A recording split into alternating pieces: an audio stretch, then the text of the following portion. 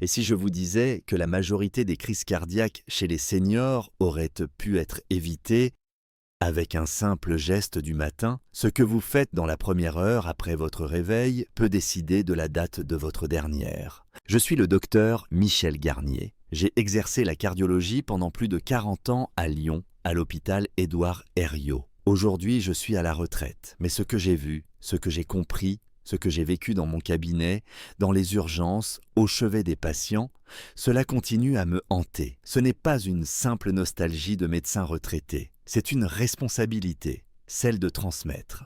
Et si je parle aujourd'hui, c'est parce que je ne veux plus que ce que j'ai vu 1000 fois se reproduise dans le silence. Je me souviens de Jacques, 71 ans, ancien commerçant, mari fidèle, grand-père attentif, toujours souriant, jamais malade, un homme qu'on aurait cru invincible. Il est entré dans mon service un jeudi matin, après un malaise soudain dans sa cuisine. Son épouse m'a dit qu'il avait juste eu un petit vertige et qu'il n'avait jamais eu de problème de cœur auparavant. 15 minutes plus tard, il était en arrêt cardiaque. 15 minutes, le cœur a lâché. Sans prévenir, sans douleur préalable, sans alerte. Et pourtant, le mal couvait depuis longtemps, trop longtemps. Voyez-vous, c'est ça, le grand mensonge que l'on se raconte après 60 ans. Je vais bien, donc tout va bien. Mais non, le cœur ce n'est pas une alarme incendie. Il n'émet pas de sirène, il encaisse, il compense, il s'adapte, jusqu'à ce qu'il ne puisse plus, jusqu'au point de rupture. Et c'est souvent là, dans un moment banal, un matin enfilant ses chaussettes, en arrosant les plantes, en descendant une volée d'escalier, que l'infarctus foudroie, et que tout s'arrête. Ce n'est pas une fatalité. Je le répète, ce n'est pas une fatalité. Dans 80% des cas que j'ai traités, le drame aurait pu être évité. Oui, évité, car avant la crise, il y a eu des mois, parfois des années de signaux faibles, une tension trop haute qu'on ne contrôle pas, une fatigue qu'on banalise, un manque d'hydratation chronique, un sommeil chaotique, des repas désorganisés. Autant de petites bombes silencieuses que personne ne désamorce, et la faute n'en revient pas toujours aux patients. C'est aussi nous, les médecins, qui n'avons pas toujours su dire à quel point les gestes du quotidien sont puissants. Nous avons trop souvent misé sur les médicaments, les examens, les machines. Mais la vérité, c'est que la prévention ne se joue pas à l'hôpital. Elle se joue chez vous, dans votre cuisine, dans votre lit, dans vos 30 premières minutes de la journée. C'est pourquoi j'ai décidé de prendre la parole aujourd'hui. Pas pour vous faire la morale, mais pour vous offrir, comme un père le ferait avec ses enfants, le résumé de toute une vie de médecine. Je vais vous parler de 8 habitudes simples. Aucune ne coûte d'argent, aucune ne demande d'efforts surhumains, mais ensemble, elles peuvent sauver votre cœur et vous éviter de devenir une statistique. Ce ne sont pas des astuces, ce sont des fondations. Et je vous le dis avec toute la gravité d'un homme qui a tenu la main de ceux qu'il n'a pas pu sauver. Ce que vous ferez demain matin peut décider de ce que vous vivrez l'année prochaine. Alors écoutez. Écoutez jusqu'au bout, car à la fin de cette vidéo, vous saurez quoi faire, vous saurez quoi changer, et vous n'aurez plus d'excuses. Si ce message vous parle, si vous sentez que ce que je dis pourrait vous concerner, ou concerner vos parents, vos proches, vos amis, alors abonnez-vous à cette chaîne. C'est ma seule récompense. Chaque nouvel abonné me donne la force de continuer, de vous transmettre encore plus de conseils, plus d'histoires vraies, plus d'outils pour que vous puissiez vieillir sans peur. Avant de passer à la première habitude salvatrice, je vous pose une question, une seule. Imaginez-vous dans 10 ans. Vous avez 70, 75 ou même 80 ans. Quel est le plus grand risque pour votre santé? A. Une maladie génétique incontrôlable. B. Des petites habitudes négligées au quotidien. Dites-le-moi en commentaire. Tapez A ou B. Et je vous dirai plus tard pourquoi votre réponse peut révéler votre avenir. Maintenant, passons à l'action. Lorsque j'étais encore en exercice, j'avais cette habitude, presque rituelle. Chaque matin, avant la première consultation, je m'arrêtais quelques minutes devant la fenêtre de mon bureau. Je regardais la lumière, le ciel, les gens qui passaient sur le trottoir, souvent pressés, souvent fatigués. Et je me demandais combien parmi eux prenaient réellement soin de leur cœur dès le réveil. Car ce que la majorité ignore, et ce que j'ai appris au fil des années, parfois à mes dépens, c'est que les premières heures de la journée sont déterminantes. Pour un cœur vieillissant, ces heures ne sont pas banales. Elles sont stratégiques, cruciales. Parfois, elles décident du reste de la journée, voire de l'espérance de vie tout entière. Beaucoup de mes patients entraient dans mon cabinet avec une tension artérielle élevée, avant même d'avoir bu un verre d'eau. D'autres me disaient qu'ils se levaient, prenaient un café noir à jeun, allumaient la télévision ou le téléphone, puis s'installaient pour de longues heures. Je ne les jugeais pas, mais je voyais ce que cela faisait au cœur. Une accélération brutale du rythme cardiaque, un sang plus épais car déshydraté, une tension qui grimpe en flèche. C'est ce que nous appelons en médecine le stress du réveil. Et ce stress est l'ennemi numéro 1 des artères fragiles. Le cœur des seniors, contrairement à ce qu'on croit, n'a pas besoin d'intensité. Il a besoin de rythme, de douceur, de cohérence. Et c'est pour cela que la routine matinale est le premier levier, le plus accessible, le plus négligé aussi. Pourtant, j'ai vu de mes propres yeux des patients améliorer leur tension, leur souffle, leur sommeil, simplement en modifiant ce qu'ils faisaient dans l'heure suivant leur lever. Je commence toujours par ce conseil. Dès que vous ouvrez les yeux, buvez un verre d'eau à température ambiante. Pas glacé, surtout pas. Le froid brutal provoque un resserrement des vaisseaux sanguins, ce qui peut être dangereux au moment où le sang est le plus épais. Boire de l'eau au réveil, c'est comme dire à votre cœur « Je t'aide, tu n'es pas seul ». Cela relance doucement la circulation, réveille les reins, réhydrate les cellules et surtout, cela apaise. Certains de mes anciens patients allaient plus loin. Ils ajoutaient quelques gouttes de citron ou une pincée de curcuma.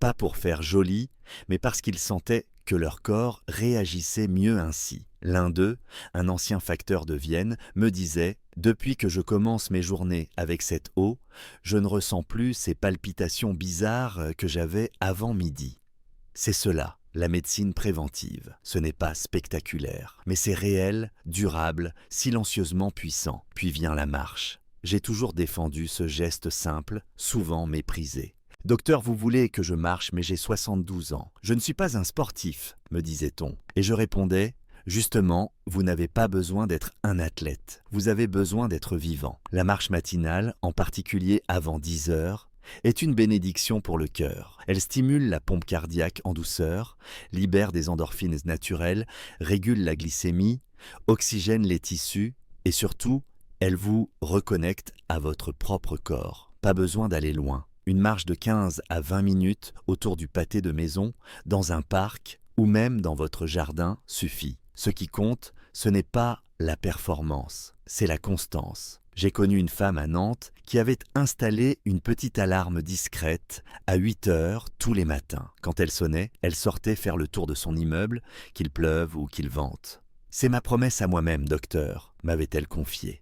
Et ses résultats cardiaques s'étaient améliorés de manière si nette que son médecin traitant avait cru à une erreur de laboratoire. Non, ce n'était pas une erreur, c'était une habitude. Enfin, il y a la respiration, un art que nous avons perdu. Nous vivons dans un monde agité, et les seniors, souvent seuls, souvent stressés sans le dire, respirent de manière courte, rapide, saccadée. Le système nerveux autonome s'emballe. Le cœur suit, et l'on s'étonne de ressentir de l'anxiété, de l'insomnie, des tensions musculaires. Je vous invite à vous asseoir chaque matin, ne serait-ce que 5 minutes. Fermez les yeux.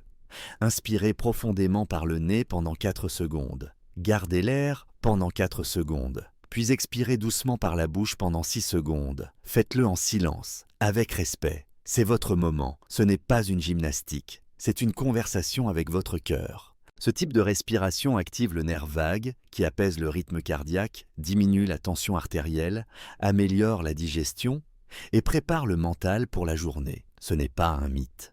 C'est enseigné aujourd'hui dans les programmes de rééducation cardiaque partout en Europe.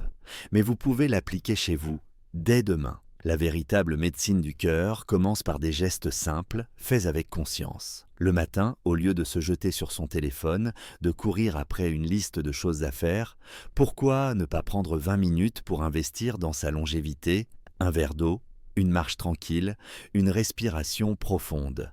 Rien de miraculeux. Mais tout y est. Je ne vous promets pas que cela vous évitera tout risque, mais je vous promets une chose. Si vous répétez ces gestes chaque matin, votre cœur sera mieux préparé aux épreuves. Et vous vivrez avec plus de clarté, plus de calme, plus de force. Ce n'est pas une routine, c'est un rituel de vie. Et votre vie mérite cela. Lorsque j'étais encore médecin en activité, une chose m'étonnait toujours, la manière dont on sous-estime le rôle fondamental du petit déjeuner dans la santé cardiaque. Tant de patients, même des personnes brillantes, cultivées, attentives à leur santé, me disaient sans ciller « Je ne mange jamais le matin, docteur, je n'ai pas faim » ou bien « Je prends juste un café et une biscotte pour tenir jusqu'à midi ». À chaque fois, je ressentais cette même inquiétude sourde, car derrière cette habitude anodine se cache un vrai danger, surtout après 60 ans, quand le corps devient plus fragile, plus réactif au déséquilibre. Ce que j'ai compris au fil des années, c'est que le cœur se prépare dès le matin. Il ne se réveille pas d'un seul coup. Il s'organise, il relance ses circuits, il remet en route tout un système de régulation hormonale, nerveuse, inflammatoire. Et la première chose qu'il reçoit, c'est ce que vous lui offrez dans l'heure qui suit votre réveil. Soit vous le nourrissez avec respect, soit vous le bousculez avec négligence. Et c'est cette différence-là qui, répétée chaque jour, finit par faire la santé ou la maladie. Un petit déjeuner négligé ou mal conçu agit comme une agression invisible. Il perturbe la glycémie, crée des pics d'insuline, favorise le stockage des graisses abdominales, augmente l'inflammation. Tous ces éléments sont des ennemis directs de votre cœur. J'ai vu des patients développer des troubles du rythme, des plaques d'athérome, des résistances à l'insuline, simplement parce qu'ils commençaient leur journée avec du sucre raffiné, du gras saturé, et, trop souvent, rien du tout. Et puis, il y a ceux qui m'ont écouté, qui ont accepté d'expérimenter. Je me souviens d'un monsieur d'Amiens, ancien menuisier, qui souffrait d'hypertension depuis 15 ans. Il refusait d'augmenter ses médicaments. Je lui ai simplement proposé de changer son petit déjeuner pendant 3 semaines. De passer du café noir et croissant à un bol de flocons d'avoine, une poignée de noix, quelques myrtilles, une tisane à la cannelle. 3 semaines plus tard, sa tension avait baissé de 8 points. Ce n'était pas une coïncidence. C'était de la physiologie. Le cœur a besoin d'énergie stable. Il aime les aliments riches en fibres, en bons lipides, en nutriments naturels. Quand vous lui donnez un petit déjeuner complet, riche en avoine, en fruits frais, en graines comme le lin ou le chia, il répond bien, il bat plus régulièrement, il gère mieux la pression artérielle.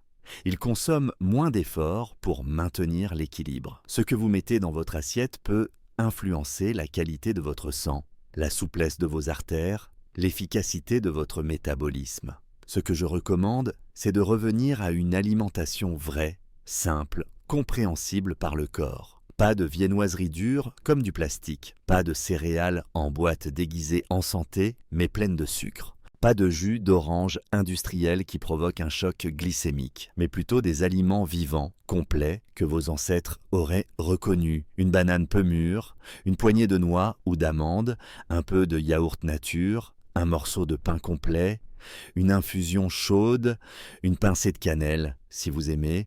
Pas besoin d'être parfait, mais soyez cohérent, régulier, et surtout, n'ayez pas peur du gras, du bon gras. Les oméga 3 contenus dans les graines de lin, les noix, les noisettes sont de véritables boucliers vasculaires. Ils fluidifient le sang, diminuent l'inflammation, protègent les parois de vos vaisseaux. Une simple poignée par jour suffit. Pas plus, car ce sont des aliments denses, mais assez pour créer une différence réelle. Là encore, j'ai vu des bilans de cholestérol s'améliorer sans médicaments, simplement par l'ajout de ces graines précieuses dans le petit déjeuner. Je me souviens d'une dame à Bordeaux, 68 ans, veuve depuis peu, qui m'avait confié qu'elle n'avait plus envie de cuisiner depuis la mort de son mari. Elle grignotait, sautait les repas. Sa santé se détériorait lentement. Je lui ai proposé de transformer le petit déjeuner en un moment de soin pour elle-même, non comme une corvée, mais comme un geste d'amour. Une table dressée, une infusion chaude, une assiette colorée, une musique douce. Elle m'a dit plus tard: « Ce moment du matin est devenu mon ancrage. C'est ce qui me tient. » Et vous, quel est votre ancrage? Le petit déjeuner n'est pas qu'un repas, c'est une déclaration d'intention.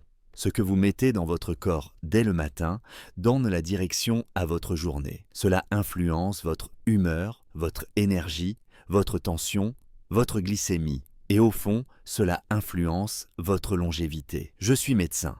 Je ne vends pas de régime. Je ne vous propose pas une méthode miracle. Je vous partage simplement ce que j'ai vu fonctionner encore et encore chez des patients réels. Des hommes et des femmes comme vous, qui ont pris le risque de changer. Pas tout, pas d'un coup, mais un peu, chaque matin. Commencez demain. Préparez quelque chose de simple. Asseyez-vous, respirez, mangez lentement, écoutez votre corps, remerciez votre cœur de battre encore. Et nourrissez-le comme il le mérite. Car un cœur bien nourri au petit matin est un cœur qui vous portera loin. J'ai longtemps cru, comme beaucoup de mes confrères, que ce qui tuait le cœur venait uniquement de ce qu'on mangeait ou de ce qu'on héritait génétiquement. Puis, les années ont passé, les patients se sont succédés, et quelque chose m'a sauté aux yeux. Ce qui use le cœur, ce n'est pas seulement l'excès, c'est surtout l'immobilité. Ce que nous faisons ou ne faisons pas tout au long de la journée a un poids immense sur le destin de notre santé cardiovasculaire. Et après 60 ans, cette réalité devient encore plus critique. Je me souviens d'un patient de 74 ans, ancien ingénieur à Lyon. Il faisait attention à son alimentation, ne fumait pas, ne buvait pas, prenait ses médicaments correctement. Et pourtant, il avait une tension instable, un essoufflement à l'effort, une sensation de jambes lourdes. En creusant un peu, j'ai compris qu'il passait près de 10 heures par jour assis, souvent sans interruption. Son cœur ne manquait pas de discipline, il manquait de mouvement. L'immobilité prolongée est un poison lent. Quand on reste assis trop longtemps, la circulation ralentit, le sang stagne dans les jambes, les veines se dilatent, les muscles s'atrophient tant, les artères se raidissent. Même une marche quotidienne ne suffit pas à compenser les effets néfastes de longues heures d'inactivité. Et cela, la majorité des gens ne le savent pas. Ils pensent qu'en marchant un peu le matin ou le soir, le compte est bon. Mais non. Ce qui compte, ce n'est pas seulement l'exercice physique, c'est l'interruption régulière de la sédentarité. Je conseille à mes patients ce que je faisais moi-même dans mon cabinet. Toutes les 30 minutes, levez-vous, même 1 ou 2 minutes. Marchez dans la pièce, étirez-vous. Allez boire un verre d'eau. Ce n'est pas du sport, c'est un réveil circulatoire, une manière d'envoyer un signal à votre cœur. Je suis encore vivant, je bouge, je te soutiens. Car le cœur, même s'il bat sans votre consentement, a besoin de vous.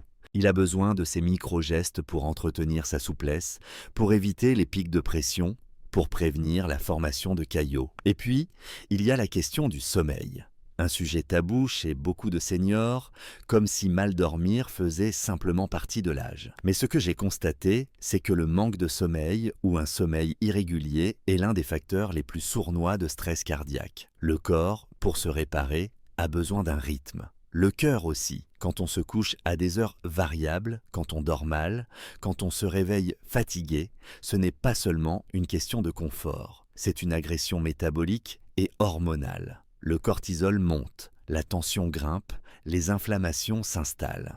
Et en quelques mois, parfois même sans douleur, le système cardiovasculaire se dérègle. J'ai vu des personnes âgées retrouver un équilibre rien qu'en régulant leur sommeil, en fixant une heure de coucher, en éteignant les écrans une heure avant, en évitant les repas lourds ou l'alcool le soir. Ce sont des gestes simples, accessibles, mais souvent relégués au second plan parce qu'ils ne semblent pas médicaux. Pourtant, je le répète, la médecine du cœur est une médecine du rythme. Et le sommeil en est le noyau. Je me rappelle d'une patiente à Toulouse, veuve, qui souffrait d'arythmie nocturne. Elle ne dormait jamais avant 2 heures du matin, passait ses soirées devant la télévision, grignotait, je lui ai proposé un protocole de nuit.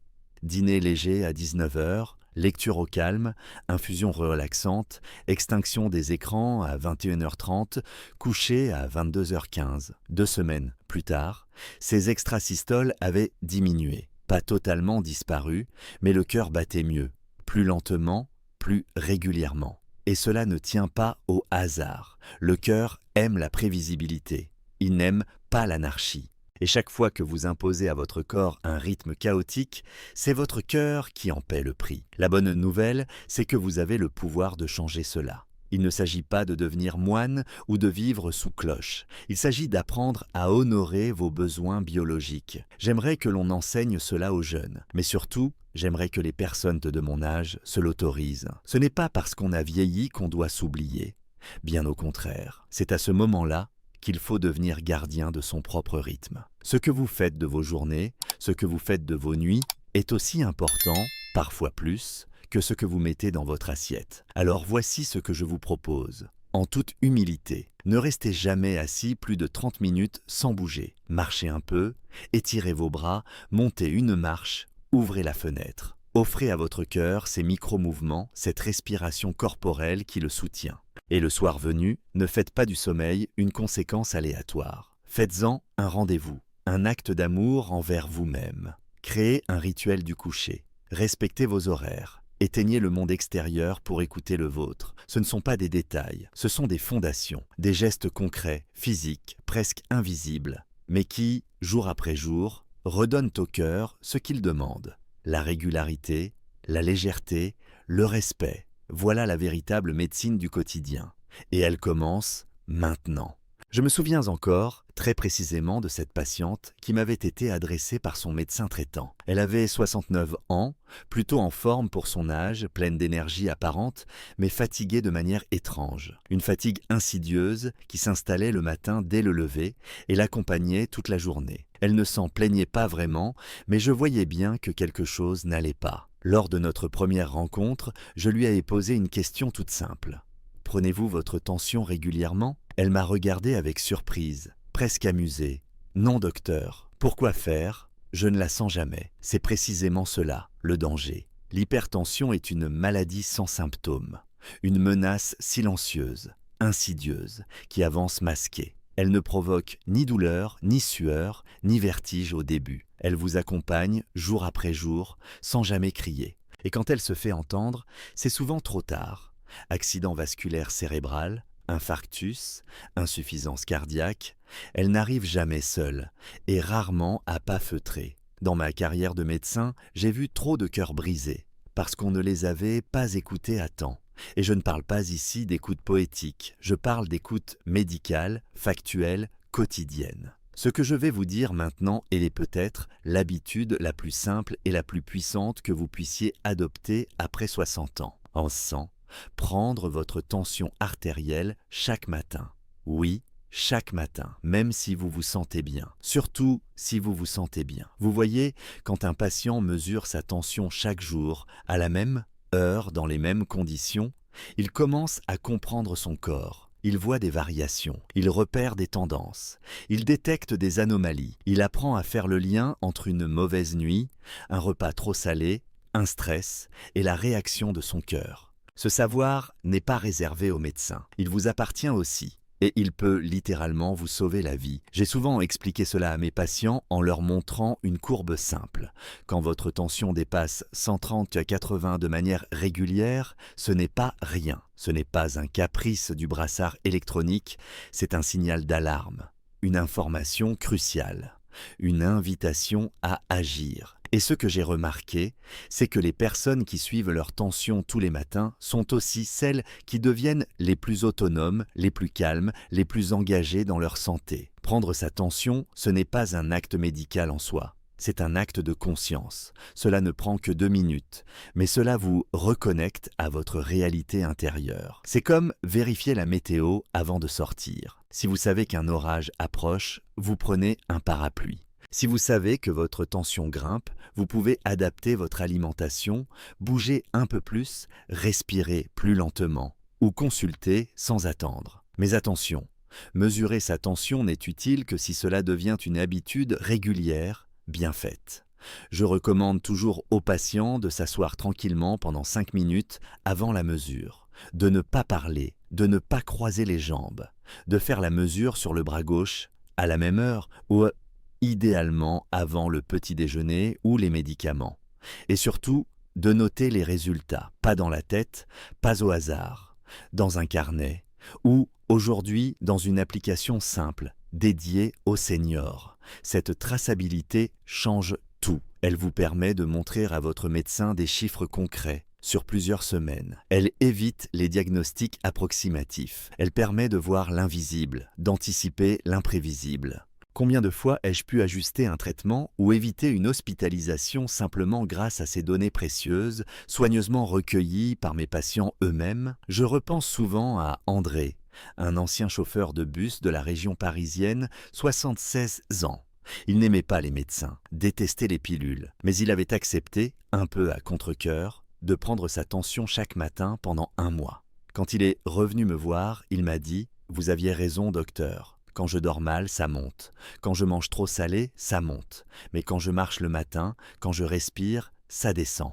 J'ai repris le contrôle. » Et c'est exactement ça, reprendre le contrôle. Nous vivons à une époque où l'on parle beaucoup d'écoute de soi, de bien-être, de pleine conscience. Mais la pleine conscience, ce n'est pas seulement méditer ou allumer une bougie parfumée. C'est aussi, très concrètement, écouter les chiffres de son propre corps. Et la tension artérielle, mesurée le matin, est l'un des indicateurs les plus fiables, les plus utiles, les plus accessibles à tous. Je suis médecin, je suis à la retraite, mais je continue de croire qu'il n'est jamais trop tard pour changer, jamais trop tard pour apprendre, jamais trop tard pour se protéger. Et s'il y a une seule chose que j'aimerais que vous reteniez de tout ce que je vous ai dit, c'est celle-ci.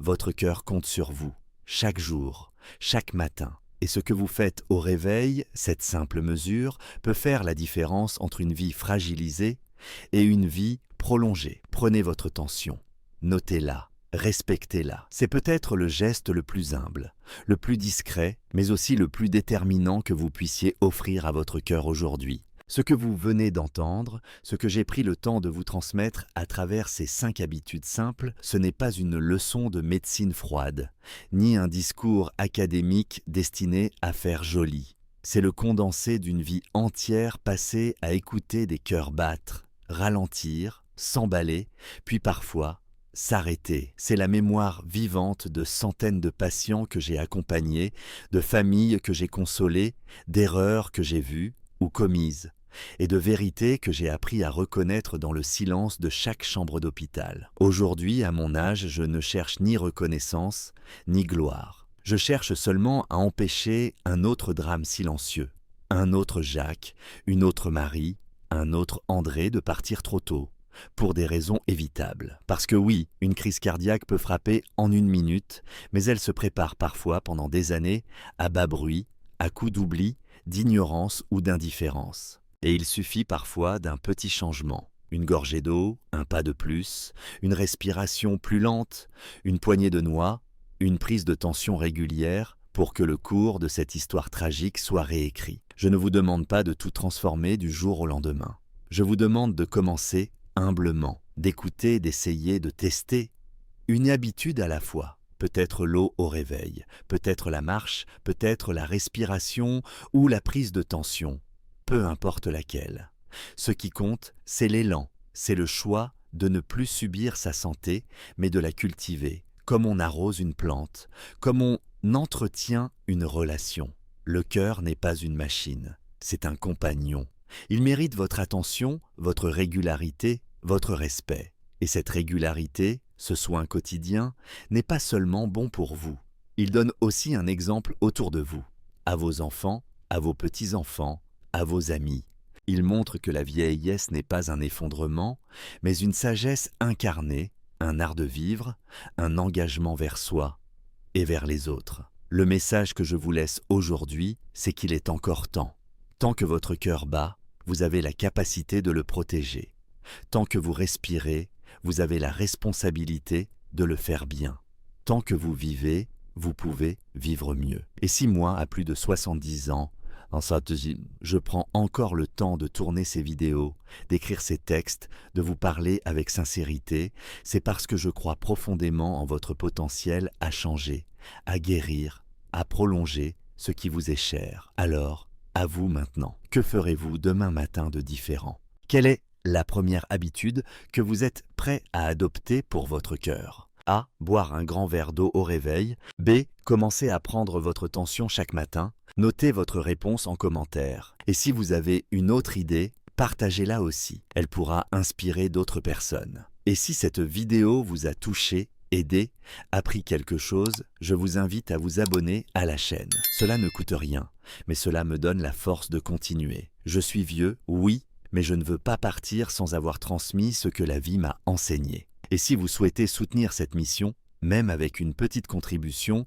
vous pouvez faire un don. Cela m'aide à couvrir les frais techniques, à créer du contenu de qualité, à rester indépendant. Chaque don, petit ou grand, est une manière de dire « continue ». On a besoin de toi. Et croyez-moi, à mon âge, ce genre de message, ça donne du cœur à l'ouvrage. Merci du fond du cœur, prenez soin de vous et à très bientôt.